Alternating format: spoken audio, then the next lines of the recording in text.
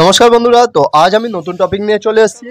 তো টপিকটা হচ্ছে রেড আইয়ের ভালো রেড আইয়ের বাচ্চা পেতে গেলে আপনাদেরকে ঠিক কী করতে হবে বা কোন কোন পাখির চাহিদা আছে, কোন কোন পাখির চাহিদা একটু কম আছে, সেই সব নিয়ে যাবতীয় তথ্য শেয়ার করব। তার আগে বলবো, মন্ডল বার্ডের পক্ষ থেকে প্রত্যেক বন্ধুকে জানাই অসংখ্য ধন্যবাদ আমাকে এতটা সাপোর্ট করার জন্য। চলুন ভিডিওটা শুরু করা যাক। তো প্রথমে বলবো রেড আইয়ের ওপর albino, lutino fisher, lutino opaline আর কিমিনো, এইসব পাখির চাহিদা একটু বেশি আছে। কিমিনো আর লুটিনো ফিশার অফলাইন এই দুটো পাখির চাহিদা একটু বেশি সবসময়, কারণ এই পাখিগুলো একটু কম পাওয়া যায়। অনেক পাখির সাথে মিউটেশন করিয়ে তবে এই পাখিগুলো বার করতে হয়, তার জন্যে এই পাখিটা ডিমান্ড এখনও অনেক। লুটিনো ফিশার এখনও তো 15,000 টাকা পিসে এরকম বিক্রি হচ্ছে। তো প্রথমে বলবো ভালো albino, lutino fisher, lutino opaline এইসব বাচ্চা পেতে গেলে আপনাদের ঠিক কী করতে হবে। প্রথমে বলবো খাবারের উপর লক্ষ্য রাখতে হবে। খাবারের উপর লক্ষ্য যেমন রাখবেন, তার পাশাপাশি পাখির বাচ্চার উপর লক্ষ্য রাখতে হবে। কোন বাচ্চাকে খাওয়াচ্ছে বা কোন বাচ্চাকে খাওয়াচ্ছে না, সেই সব নিয়ে সারাক্ষণ বলতে আপনারা প্রতিদিন একবার করে সময় দিন বাচ্চাগুলো দেখার জন্য। তাতে কি হয়, রেড আইয়ের বাচ্চা একটাও মারা যাবে না। প্রত্যেকটা খোপে দেখবেন প্রত্যেকটা 3 থেকে 4টে করে বাচ্চা অবশ্যই পাবেন। আর আমি তো আমার মন্ডল বার্ড ফার্মে যেটা আছে মেনলি, আমি ফস্টারিং করি। ফিশার পাখি বা রোজি পাখি, এইসব পাখির কাছে আমি ডিম দিয়ে দিই, তারাই বাচ্চা তুলে দেয়। আমি 2-3টে করে দিই, বেশি দিই না, কারণ ওদের খাওয়াতে অসুবিধা হয়, কষ্ট হয়। সেজন্য আমি 2-3টে করে দিই, ওরা 2-3টে অবশ্যই মানুষ করে দেয়। আমার ফার্মে যেসব পাখি আছে, অ্যালবিনো আছে, লুটিনো ফিশার আছে, লুটিনো অফলাইন আছে, লুটিনো ফিশার অফলাইন, কিমিনো আর কিছু পারব্লু আছে। তো এইসব পাখি আমি মিউটেশন করিয়ে বার করেছি, যেহেতু লুটিনো ফিশার অফলাইন আর কিমিনোটা এটা আমার নিজের হোম ব্রিড, আমি ঘরোয়া পদ্ধতিতে মিউটেশন করিয়ে এই পাখিগুলো তৈরি করেছি। আমার এর আগের ভিডিওতে দেওয়া আছে আপনারা কিভাবে লুটিনো ফিশার অফলাইন বার করবেন, সেই সব একটা শর্ট ভিডিও দেওয়া আছে, আপনারা চাইলে দেখে নিতে পারেন।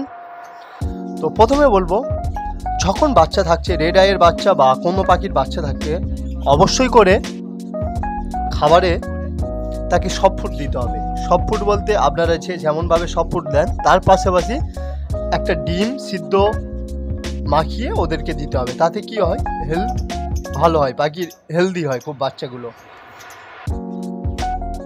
তাছাড়া যখন খাবারে সিড মিক্স দিচ্ছেন, সিড মিক্সে দানা হোক, চীনা দানা বা কাংনি দানা দিচ্ছেন, তার সাথে ক্যানারি দানা আর হোয়াইট মিলেট, রেড মিলেট এগুলো মিশিয়ে দেবেন।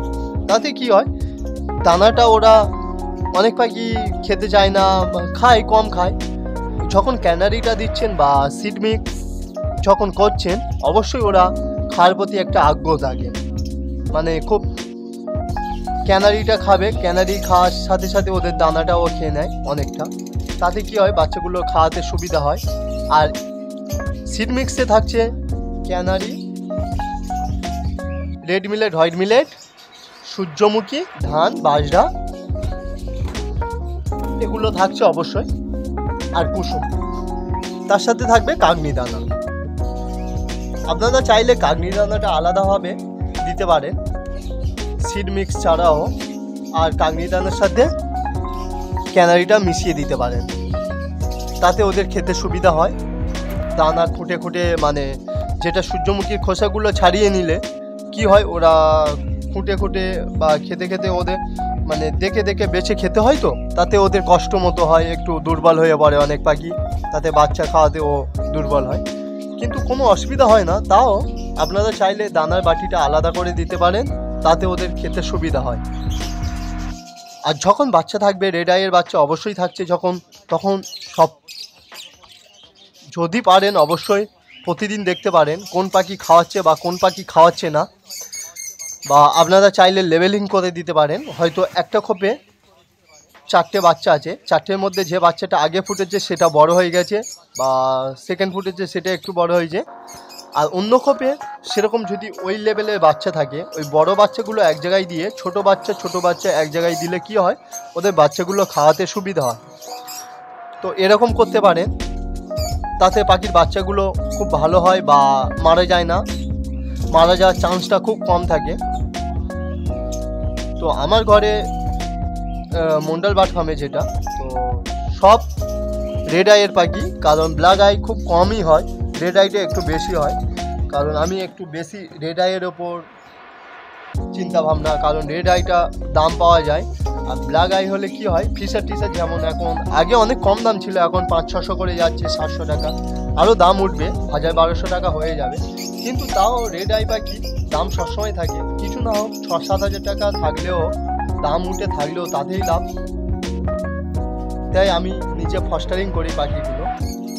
তো আপনারা চাইলে এরকম করে পাখির বাচ্চা তুলতে পারেন, তাতে কি হয়, লাভটা অনেক বেশি হয়। সেম খাটুনি, সেম খাওয়া, পাখি যতটা খেতে দিচ্ছেন ওরা রেড আই পাখিও সেম খাবে। তাতে কি হয়, ওই ডিমগুলো ফেলে দিলেন বা রোজি পাখির কাছে দিয়ে দিলেন কম দামি ডিমগুলো, আর রোজি বা ফিশা এইসব পাখির কাছে আপনারা চাইলে ওই অ্যালবিনো মাক্সের ডিম, লুটিনো ফিশারের ডিম, অফলাইনের ডিম চালতে পারেন। চাললে কি হয়, বাচ্চাটা বেশি পাওয়া যায় রেড আইয়ের। তো এই ছিল আমার ভিডিও। যারা আমার চ্যানেলটাকে নতুন দেখছেন অবশ্যই একটা সাবস্ক্রাইব করবেন, আর লাইক কমেন্ট তো অবশ্যই থাকছে। আর এরকম নতুন ভিডিও পাওয়ার জন্য বেল আইকনটি প্লিজ প্রেস করে রাখবেন।